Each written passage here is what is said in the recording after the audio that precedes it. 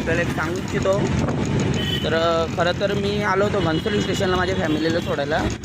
तर मला एक मुलगी दिसली, रस्त्यामध्ये रडत होती बिचारी. हे बघा माझ्या मागेच आहे ती बिचारी. तर ती आहे इथे कोपरखेरणाला शाळेमध्ये, मराठी स्कूलमध्ये. तर एका बाईने तिला इथे फसवून तिला घनसोलीला आणली होती. तर भरपूर रडत होती. तर तिला तिचं घर पण नाही माहिती, म्हणजे मी नवीनच आहे इकडे. तर मी तिच्या सांगण्यावरून मी गेलो नाही ॲक्च्युली. खरं तर मी तिच्या शाळेचे कपडे बघितले. आता ते तिच्या शाळेत घेऊन तिला निघालो आहे, बघू शकते. नाव काय तुझ्या वडिलांचं? हां, तुझं नाव दुर्गा? शशिकांत चिकणे तिच्या वडिलांचं नाव. तुझी बरोबर ना?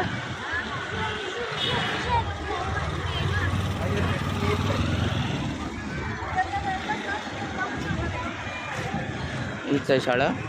तर मित्रांनो, आता आपण हिला शाळेत बघू, जाऊन येऊ आपण. जर इथेच ही शाळेत शिकत असेल तर मग हिला इथे सोडू आणि आईवडिलांना कॉन्टॅक्ट करून आणि या ठिकाणी बोलू आपण. थांबून राहील. अगं तू शाळेत जाते, तुझं गाव कोणतं आहे? सरपंच तिला सांगत आहेत तुझं घर कुठे आहे, गाव कुठं आहे, कुठल्या शाळेत शिकत आहे.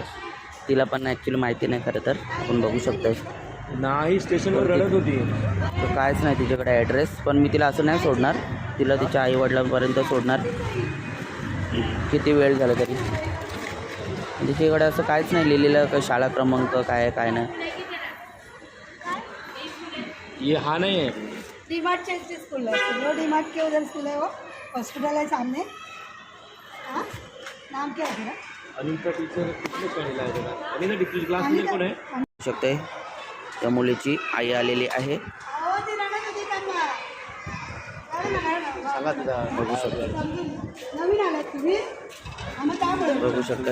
अहो, ते घनसोलीला बी ह्या दादा घेऊन आले. हे दादा घेऊन ती आले. रडत होती म्हणून दादा घेऊन आले.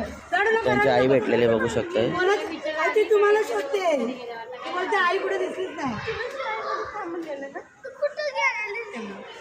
काय म्हणलं टीचरने थांबवलं, तुम्ही आतमध्ये गेला आणि ती बाहेर आली, असं झालं. असं जायचं.